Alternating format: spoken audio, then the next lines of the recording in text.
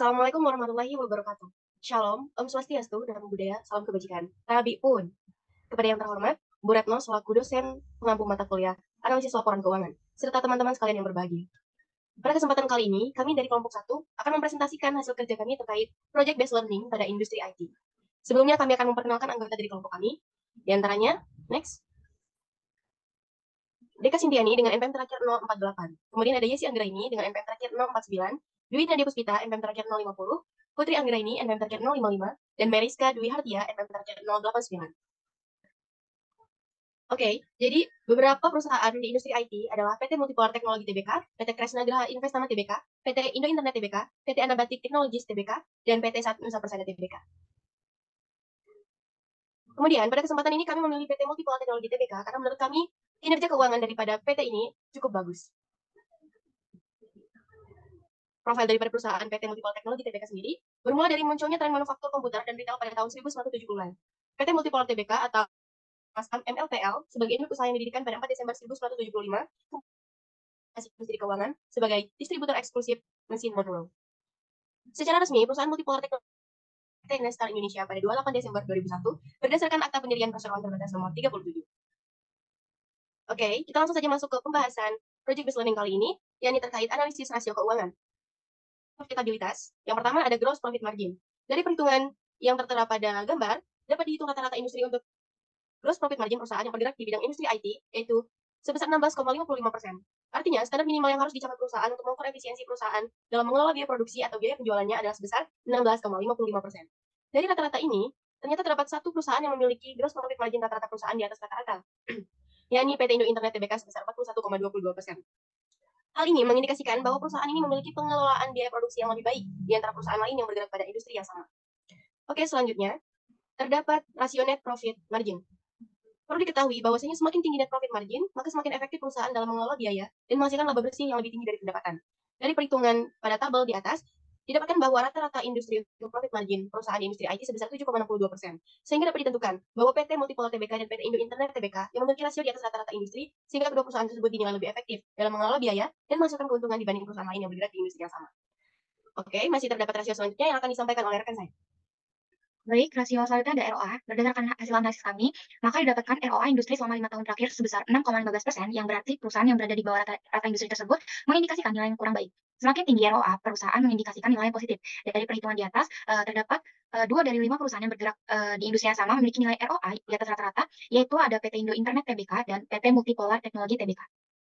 Rasio selanjutnya yaitu ada ROE, di mana dari hasil perhitungan kami menunjukkan bahwa rata-rata persentase ROE yang didapatkan oleh perusahaan industri IT yaitu sebesar 2,97% jika melihat rata-rata dari industri yang memiliki nilai tertinggi diperoleh oleh PT Multipolar Teknologi Tbk yaitu sebesar 28,14%, di mana setiap tahunnya selalu mengalami peningkatan.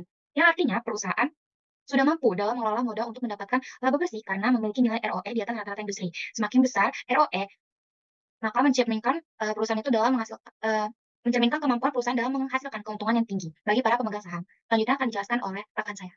Selanjutnya, kita akan membahas tentang rasio likuiditas, di mana yang akan kita bahas pertama ini merupakan current ratio. Berdasarkan rasio likuiditas digunakan untuk melihat kemampuan perusahaan melunasi hutang jangka pendeknya, maka dari perhitungan current ratio ini diperhitungkan bahwa PT Multipolar Teknologi Tbk memiliki rata-rata sebesar 1,22, yang mengindikasikan bahwa PT Multipolar Tbk ini mampu untuk menutupi kewajiban lancarnya sebesar 1,22 aktiva lancar. Kemudian, next slide.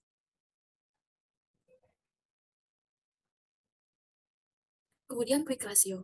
Berdasarkan tabel di samping menunjukkan bahwa rasio rata-rata pada industri IT yaitu 13,32 dan PT Multipolar Teknologi Tbk sebesar 0,95, yang mengindikasikan bahwa PT Multipolar Tbk ini masih berada di bawah rata-rata industri. Hanya ada 3 dari 8 perusahaan yang dapat dikatakan baik karena memiliki nilai rasio di atas rata-rata industri, yaitu artinya 3 perusahaan tersebut sudah mampu menutupi semua hutang jangka pendeknya dengan aktiva lancar yang dimiliki. Untuk selanjutnya akan disampaikan oleh rekan saya. Materi selanjutnya yaitu rasio solvabilitas, yaitu aset rasio atau DAR. Bisa teman-teman di sini pada tabel 2018 sampai 2022, rata-rata industri perusahaan Yaitu hasil dari perhitungan di atas menunjukkan bahwa debt to asset ratio untuk rata-rata persentase tertinggi didapatkan oleh PT Multipolar Teknologi Tbk dalam 5 periode yakni sebesar 0,61 yang berarti setiap Rp1 aktiva perusahaan didanai oleh utang sebesar 0,61 dari perusahaan. Dan persentase terendah diperoleh PT Anabatik Teknologi Tbk yang berarti setiap Rp1 aktiva perusahaan dibiayai oleh utang sebesar 0,9 dari perusahaan. Semakin tinggi rasio ini maka semakin besar pula risiko perusahaan dilikuidasi. Dan juga sebaliknya, semakin kecil rasio ini maka semakin baik bagi perusahaan menilai kesanggupannya untuk memenuhi kewajibannya. Oke, baik, materi selanjutnya akan dilanjutkan oleh rekan saya.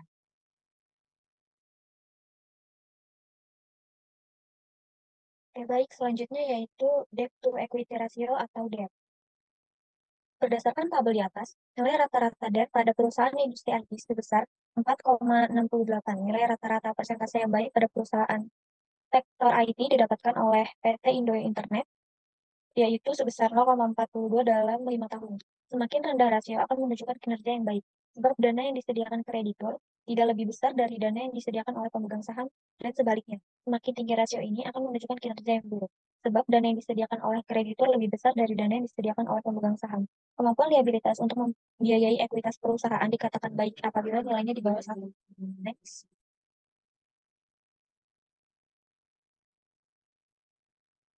Oke, bab yang pertama yaitu analisis laporan keuangan. Salah satu hal penting yang dibahas terkait dengan lingkungan pelaporan ini ialah mengenai laporan keuangan wajib. Laporan keuangan wajib terdiri dari 5, yaitu laporan posisi keuangan, laporan laba rugi, laporan perubahan ekuitas, laporan arus kas, dan catatan atas laporan keuangan. Yang pertama yaitu laporan posisi keuangan. Eh, Terdapat aset, liabilitas, dan ekuitas. Aset PT Multipolar Teknologi Tbk dari tahun 2018 hingga 2021 mengalami peningkatan secara bertahap, namun pada tahun 2022 PT Multipolar Teknologi mengalami penurunan. Aset yang meningkat akan dipandang baik oleh investor sehingga hal ini akan berdampak terhadap harga saham. Dan liabilitas PT Multipolar Teknologi Tbk di tahun 2018 hingga 2021 mengalami peningkatan secara bertahap. Namun, pada tahun 2022, PT Multipolar Teknologi mengalami penurunan liabilitas. Semakin tinggi liabilitas, maka semakin tinggi tingkat profitabilitas yang diharapkan, atau semakin besar penggunaan liabilitas, maka semakin besar pula kewajiban yang harus dimiliki. Ekuitas PT Multipolar Teknologi Tbk pada tahun 2018, 2019, dan 2021 mengalami peningkatan secara bertahap. Namun pada tahun 2020 dan 2022, PT Multipolar Teknologi Tbk mengalami penurunan ekuitas. Semakin tinggi harga saham, maka semakin baik pula kinerja dari PT Multipolar Teknologi Tbk. Next. Selanjutnya ada laporan laba rugi. Menurut Braley Mears Marcus, laporan laba rugi adalah laporan keuangan yang memperlihatkan pendapatan, beban, dan laba bersih perusahaan sepanjang suatu periode waktu. Dari tabel di atas, laba bersih PT Multipolar Teknologi Tbk mengalami peningkatan secara bertahap. Semakin tinggi laba bersih, maka semakin baik pula PT Multipolar Teknologi menghasilkan laba perusahaan. Selanjutnya ada laporan perubahan ekuitas. Laporan perubahan modal atau perubahan ekuitas adalah laporan yang berisi informasi mengenai perubahan modal akibat penambahan dan pengurangan laba atau rugi dan transaksi keuangan pemilik modal. Untuk klasifikasi laporan perubahan ekuitas, PT Multipolar Teknologi juga telah menerapkan aturan penyajian yang diatur dalam PSAK 1. Next. Selanjutnya ada laporan arus kas. Laporan arus kas adalah salah satu jenis laporan keuangan yang di dalamnya akan berisi informasi mengenai pemasukan serta pengeluaran kas dalam suatu perusahaan tertentu.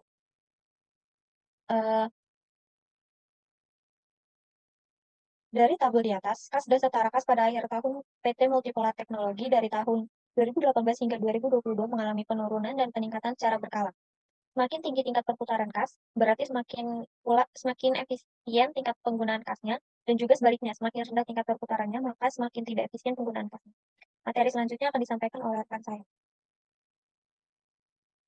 Jadi selanjutnya ada materi analisis aktivitas pendanaan, di mana pendanaan utang sendiri merupakan sebuah upaya yang bisa dilakukan oleh perusahaan untuk mendapatkan uang atau modal untuk bisa mendukung proses bisnisnya. Jadi aktivitas pendanaan itu terdapat dua, yang pertama ada pendanaan instrumen liabilitas, dan kedua ada pendanaan instrumen ekuitas. Nah, pendanaan instrumen liabilitas ini dapat dilihat pada grafik berdasarkan hasil Dan dilihat pada grafik, dapat dianalisis bahwa aktivitas pendanaan dari jumlah liabilitas PT Multipolar Teknologi Tbk mengalami fluktuasi. Nah, jumlah liabilitas tinggi perusahaan ada pada tahun 2021, yaitu mencapai 2,3 triliun, meningkat sebesar 32,46% dibandingkan tahun sebelumnya, di mana pada jumlah liabilitas jangka pendek mengalami peningkatan sebagai akibat dari uang muka dari pelanggan terkait dengan proyek-proyek yang sedang ditangani oleh perusahaan. Next. Selanjutnya tuh ada pengakuan dari liabilitas itu sendiri. Pengakuan untuk pengakuan dari liabilitas itu sendiri, pada penyajian instrumen liabilitas terdapat pemisahan antara liabilitas jangka pendek dan liabilitas jangka panjang. Liabilitas perusahaan diantaranya bisa dilihat dalam pengakuan yang sudah disajikan, terdapat akun utang usaha, liabilitas keuangan lainnya, utang pajak, liabilitas imbalan kerja jangka pendek, dan ada bagian lancar atas utang jangka panjang yaitu liabilitas sewa, utang bank, uang muka pelanggan, serta pendapatan diterima di muka. Next. Yang kedua, ada pendanaan instrumen ekuitas. Bisa dilihat pada grafik yang sudah disajikan, jumlah ekuitas dari 2018 sampai 2022 mengalami fluktuasi. Nah, jumlah ekuitas tertinggi itu dipegang pada tahun 2019, yaitu sebesar 978,57 miliar, sedangkan jumlah ekuitas terkecil dipegang pada tahun 2022, yaitu sebesar 824,42 miliar, turun sebesar 13,83% dari tahun sebelumnya. Dikarenakan penurunan kepentingan dan pengendalian terutama disebabkan oleh pelepasan GTN. Next. Baik, jadi kesimpulan dari aktivitas pendanaan itu sendiri, berdasarkan analisis PT Multipolar Tbk cenderung lebih banyak menggunakan instrumen liabilitas baik jangka pendek maupun jangka panjang daripada instrumen ekuitas dalam mendanai operasional, proyek, dan kegiatan bisnisnya selama periode 5 tahun terakhir. Selanjutnya akan dilanjutkan oleh rekan saya. Oke, materi berikutnya adalah analisis investasi. Yang pertama ada aset lancar. Dapat dilihat berdasarkan tabel tersebut bahwa aset lancar milik PT Multipolar Tbk mengalami fluktuasi. Pada tahun 2021, aset lancar senilai Rp1.893.732. Ini merupakan jumlah yang tertinggi. Selain itu, peningkatan aset lancar yang paling signifikan terjadi pada tahun 2021. Hal ini mengindikasikan aset lancar perusahaan dapat dimanfaatkan dalam investasi efek ekuitas dengan lebih baik pada tahun 2021 dibandingkan tahun-tahun lainnya. Selanjutnya ada persediaan. Dapat dilihat berdasarkan grafik tersebut bahwasanya persediaan PT Multipolar tertinggi selama 5 tahun terakhir terdapat pada tahun 2022, yakni senilai Rp498.414. Persediaan ini penting dalam investasi untuk penggunaan di masa depan.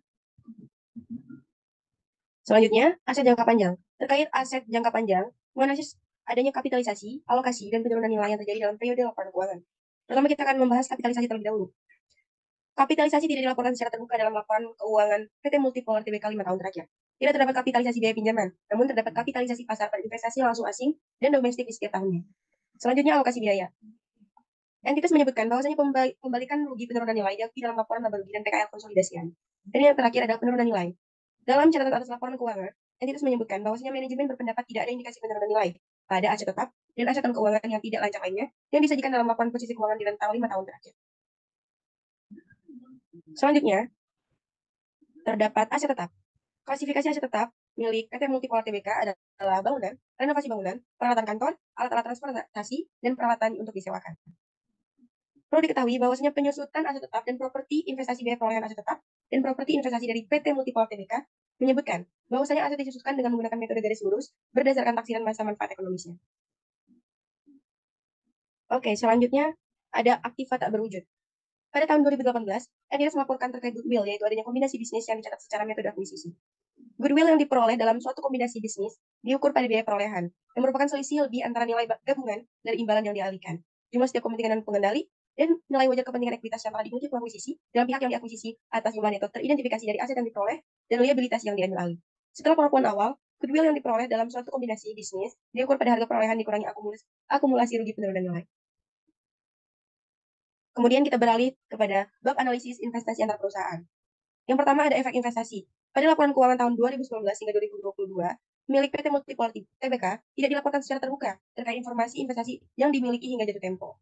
PT Multipolar Tbk tidak memiliki investasi atas utang, namun perusahaan ini memiliki investasi ekuitas. Pada tahun 2018 hingga 2021, investasi adalah berupa 3 bidang tanah. Kemudian tahun 2022, investasi adalah berupa 4 bidang tanah. Selanjutnya, terdapat analisis merger. PT Multipolar Tbk melakukan merger di tahun 2022 yang diperjelas pada laporan keuangan tahunan bahwasanya perseroan telah melaporkan kepada Otoritas Jasa Keuangan melalui keterbukaan informasi atau disingkat KI rencana transaksi material tertanggal 15 Februari 2022 dan 9 Maret 2022 sehubungan dengan pengalihan saham PT Geraha Teknologi Nusantara. Akan tetapi, pada rentang tahun 2018 hingga 2021, laporan keuangan tahunan Multipolar mengungkapkan bahwa tidak terjadi merger pada rentang tahun tersebut. Selanjutnya, atau yang terakhir, ada analisis derivatif. Aset dan liabilitas derivatif tidak dilaporkan secara terbuka pada laporan keuangan Multipolar Tbk. Selama rentang tahun 2018 hingga 2022 atau 5 tahun terakhir. Namun, pada catatan atas laporan keuangan PT Multipolar Tbk, mengungkapkan terkait pengungkapan kualitatif serta kuantitatif pada efek derivatif. Oke, materi selanjutnya akan disampaikan oleh rekan saya. Baik, materi selanjutnya yaitu adalah analisis aktivitas operasi. Di sini, analisis operasi digunakan untuk menentukan laba dari pendapatan operasi yang dilanjutkan. Nah, analisis ini digunakan untuk menilai kinerja perusahaan dan exposure resiko serta untuk memprediksi jumlah waktu dan ketidakpastian arus kas di masa depan. Nah, di sini yang pertama itu ada pendapatan di mana penjualan bersih dan pendapatan jasa PT Multipolar mengalami kenaikan di setiap tahunnya. Hal ini dapat dilihat pada grafik di samping. Jumlah pendapatan yang paling tinggi berada pada tahun 2022, yaitu perusahaan mencatat penjualan bersih dan pendapatan jasa sebesar 3,44 triliun, meningkat sebesar 14,87% dari tahun sebelumnya. Nah, dan yang menjadi highlight di tahun 2022 ini adalah perusahaan berhasil mencapai targetnya di semua data keuangan utama, terutama dalam hal pendapatan, laba kotor, laba usaha, dan laba tahun berjalan. Next. Selanjutnya kedua itu ada beban, di mana pada tahun 2022 beban pokok penjualan PT Multipolar Tbk memperoleh jumlah tertinggi yaitu sebesar 2,88 triliun yang meningkat sebesar 12,35 dibandingkan dengan tahun sebelumnya. Dan perolehan terkecil itu diperoleh pada tahun 2019 sebesar 2,10 triliun dari tahun sebelumnya. Terdapat beban lainnya juga yang dilaporkan yaitu beban penjualan, beban administrasi, beban lain-lain, dan beban bunga. Next. Yang terakhir adalah laba. Dari 5 tahun terakhir, PT Multipolar selalu mengalami kenaikan laba di setiap tahunnya. Pada tahun 2022, perusahaan memperoleh laba tertinggi. Nah, hal tersebut disebabkan oleh penjualan bersih dan pendapatan jasa perseroan di bidang perangkat keras dan perangkat pendukungnya senilai 1,84 triliun, mewakili 53,41% dari total pendapatan konsolidasi. Next. Nah, kesimpulan dari aktivitas operasi itu sendiri, PT Multipolar menunjukkan kriteria operasional yang kuat selama 5 tahun terakhir. Kenaikan signifikan dalam penjualan bersih, pendapatan jasa, dan laba menunjukkan efisiensi operasional dan kemampuan manajemen dalam mengelola bisnis. Secara keseluruhan, PT Multipolar Tbk berhasil mencapai targetnya di semua data keuangan utama pada tahun 2022 yang menunjukkan kinerja operasional cukup kuat dan pertumbuhan yang signifikan. Selanjutnya akan dijelaskan oleh rekan saya. Selanjutnya yaitu analisis arus kas. Analisis arus kas digunakan untuk memeriksa arus kas masuk dan kas keluar perusahaan. Terdapat 3 komponen yang dibahas di dalam analisis arus kas. Yang pertama ada aktivitas operasi. Pada aktivitas operasi, arus kas diperoleh mengalami fluktuasi selama 5 tahun terakhir. Peningkatan pengeluaran yang paling signifikan terjadi pada tahun 2020 yang disebabkan oleh meningkatnya pengeluaran perusahaan. Terjadinya peningkatan pengeluaran ini mempengaruhi turunnya kas neto yang diperoleh perusahaan pada tahun 2022. Selanjutnya, next. Selanjutnya yaitu aktivitas investasi. Berdasarkan aktivitas investasi pada PT Multipolar Tbk pada tahun 2018 hingga 2021, terjadi penurunan atau arus kas yang negatif terhadap PT Multipolar Tbk. Lalu pada tahun 2022, PT Multipolar Tbk mengalami nilai yang positif dikarenakan terdapat kenaikan yang terutama berasal dari peningkatan arus kas masuk dari hasil pelepasan properti investasi dan aset tetap yang ada di dalam perusahaan. Next.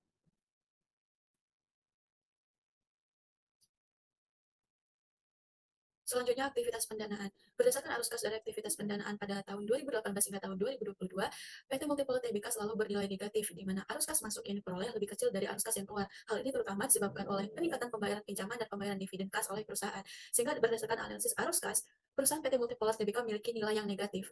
Akan tetapi hal ini tidak menunjukkan bahwa kondisi keuangan pada PT Multipolar Tbk itu buruk. Sedangkan perusahaan sedang berinvestasi besar-besaran untuk memperluas pangsa pasar yang memungkinkan keuntungan untuk pertumbuhan perusahaan di masa depan. Selanjutnya kita akan membahas tentang next analisis pengembalian imbal hasil investasi dan profitabilitas, di mana terdapat 3 komponen yang akan dibahas di dalam bab ini. Yang pertama ada ROIC atau Return on Invested Capital. Ini digunakan untuk menilai efektivitas laba dari investasi yang dilakukan. Berdasarkan perhitungan ROIC pada PT Multipolar Tbk, terjadi kenaikan yang terus mengalami kenaikan selama 5 tahun terakhir, yang disebabkan oleh meningkatnya jumlah laba bersih yang diterima oleh perusahaan. Next. Selanjutnya kita akan membahas tentang RNOA. RNOA atau Return on Operating Asset digunakan untuk mengukur persentase pengembalian yang diperoleh perusahaan dari investasi yang dilakukan. Berdasarkan perhitungan RNOA ini, PT Multipolar Tbk menunjukkan adanya kenaikan RNOA selama 5 tahun terakhir yang signifikan dikarenakan adanya kenaikan laba usaha yang didapatkan oleh entitas. Next. Dan komponen yang ketiga yaitu ROCE. ROCE atau Return on Capital Employed digunakan untuk mengukur tingkat profitabilitas atau efisiensi yang dihasilkan dari modal yang digunakan. Berdasarkan perhitungan ROCE ini, PT Multipolar Tbk selalu mengalami peningkatan yang disebabkan oleh adanya peningkatan laba bersih dan peredaran atau penerbitan saham yang tetap setiap tahunnya. Sehingga hal ini dapat dikatakan bahwa entitas perusahaan tidak menerbitkan saham baru, sehingga hasil perolehan ROCE selalu mengalami kenaikan. Sehingga dapat disimpulkan bahwa berdasarkan analisis pengembalian imbal hasil investasi dan profitabilitas, PT Multipolar Tbk terus mengalami peningkatan laba. Oleh karena itu, PT Multipolar Tbk dapat disimpulkan mampu dalam mengelola dananya dengan baik dan menghasilkan keuntungan yang tinggi dari investasi ekuitasnya. Materi selanjutnya akan disampaikan oleh rekan saya. Oke, baik, di sini saya akan menjelaskan mengenai analisis prospektif, yaitu yang pertama proyeksi laporan laba rugi. Bisa dilihat di tabel, komponen yang difokuskan pada proses proyeksi laporan laba rugi adalah mengenai pertumbuhan penjualan. Dalam hal ini akan dilakukan analisis terhadap laporan laba rugi dan penghasilan komprehensif lain konsolidasian PT Multipol Teknologi Tbk pada tahun 2018 sampai 2022 menggunakan beberapa rasio yang relevan untuk menghasilkan proyeksi laporan laba rugi pada tahun 2022. Angka yang disajikan menggunakan jutaan rupiah. Next.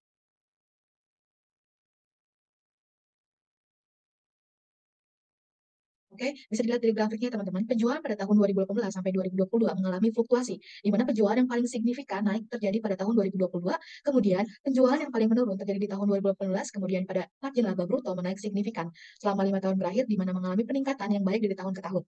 Selanjutnya pada rasio BPP dengan laba sebelum pajak mengalami penurunan yang sangat signifikan di akhir tahun 2022. Next.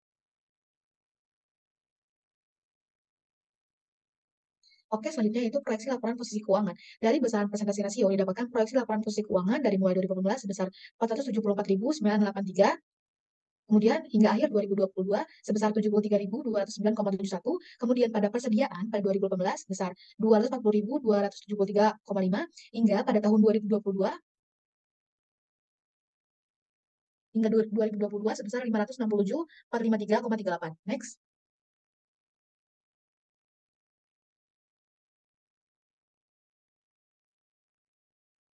Next.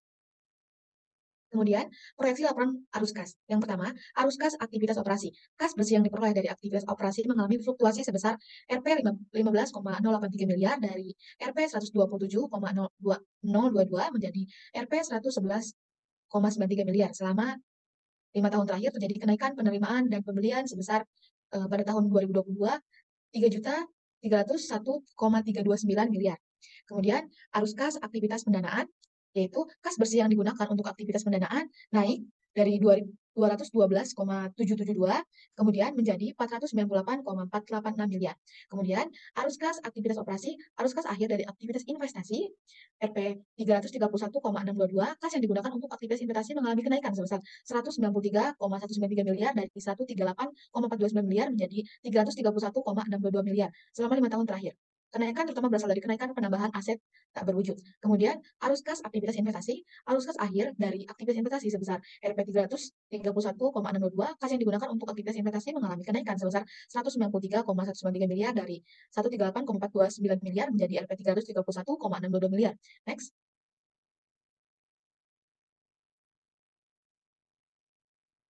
Next.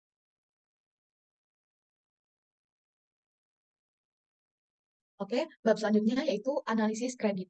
Yang pertama, likuiditas dan modal kerja. Likuiditas dan modal kerja adalah dua komponen yang saling terkait. Modal kerja merupakan ukuran atas aset likuid yang dapat menjamin suatu kewajiban yang dimiliki oleh perusahaan atau dengan kata lain dapat menjadi jaminan kepada pihak kreditor. Selain itu, modal kerja juga dapat menjadi ukuran cadangan yang tersedia untuk memenuhi kontingensi dan ketidakpastian yang berkaitan dengan arus kas perusahaan. Kemudian yang B, analisis likuiditas berdasarkan rasio lancar. Terdapat beberapa hal yang dapat disimpulkan dari analisis terhadap rasio lancar, salah satunya yaitu likuiditas bergantung pada besarnya arus kas prospektif dan pada tingkat kas dan setara kas yang lebih rendah. Ini terjadi karena komponen pembilang rasio lancar salah satunya adalah kas. Next.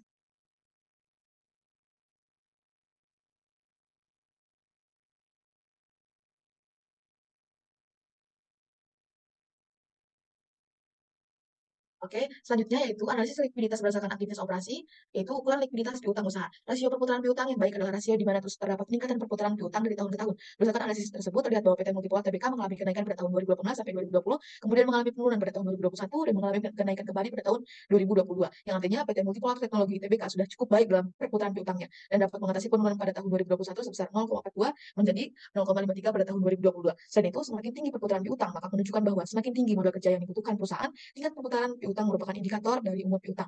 Next. Selanjutnya yaitu analisis likuiditas berdasarkan aktivitas operasi, ukuran perputaran persediaan. Bisa dilihat dari grafiknya ya teman-teman. Rasio tersebut menunjukkan bahwa terdapat kenaikan perputaran persediaan dari tahun 2018 sampai 2022. Analisis dapat dilakukan terkait dengan perputaran persediaan, yaitu ketika terjadi penurunan perputaran persediaan dari waktu ke waktu, maka menunjukkan bahwa pos persediaan bergerak lambat. Hal tersebut dapat terjadi karena adanya keusangan ataupun melemahnya tingkat permintaan konsumen. Oke, materi selanjutnya akan dilanjutkan oleh rekan saya.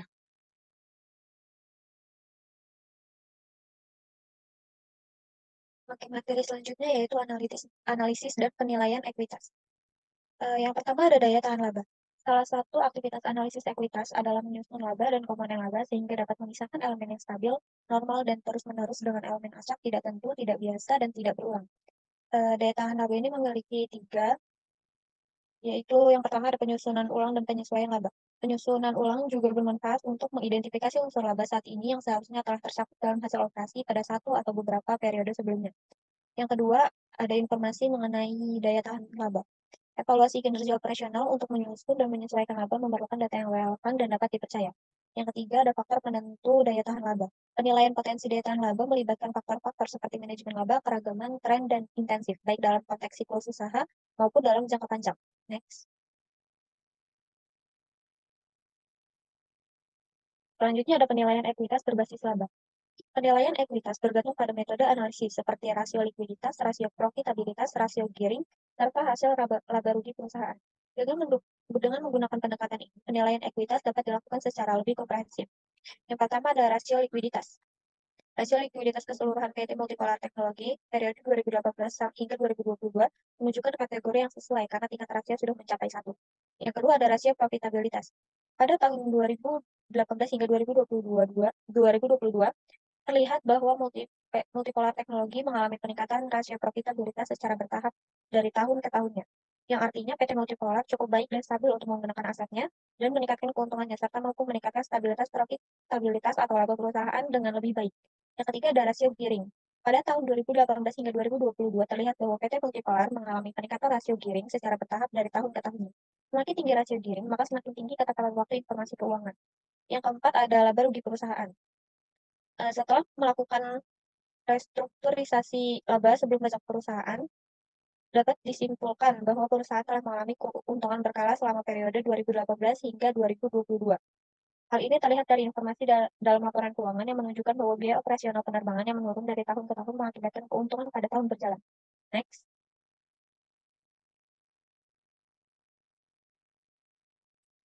Selanjutnya ada kekuatan laba dan perkiraan. Kekuatan laba atau earning power merujuk pada tingkat laba yang diantisipasi pada masa depan oleh suatu perusahaan. Dengan sedikit pengecualian, kekuatan laba dianggap sebagai faktor kunci dalam penilaian suatu perusahaan. Investor umumnya berasumsi bahwa NPM yang lebih tinggi akan lebih menarik. NPM pada PT Multipolar pada tahun 2018 hingga 2022 mengalami peningkatan yang bertahap.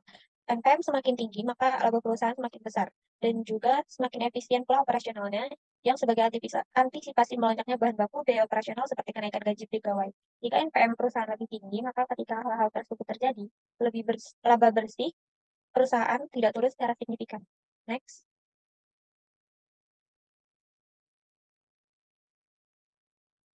Kesimpulan dari project based learning yang kita rangkum ialah berdasarkan perhitungan dan analisis yang dilakukan untuk menilai potensi perusahaan dalam memanfaatkan aset untuk menghasilkan keuntungan. Maka dapat ditarik kesimpulan bahwa PT Multipolar Tbk yang bergerak pada bidang industri IT menjadi perusahaan dengan kinerja terbaik selama kurun waktu 5 tahun terakhir dibandingkan dengan perusahaan yang lain yang kami analisis pada industri yang sama. Hal ini menunjukkan bahwa PT Multipolar sudah berada di atas rata-rata industri. Artinya perusahaan sudah efisien dalam memanfaatkan kesediaan yang dimiliki perusahaan. Oke, baik, saya kembalikan kepada moderator.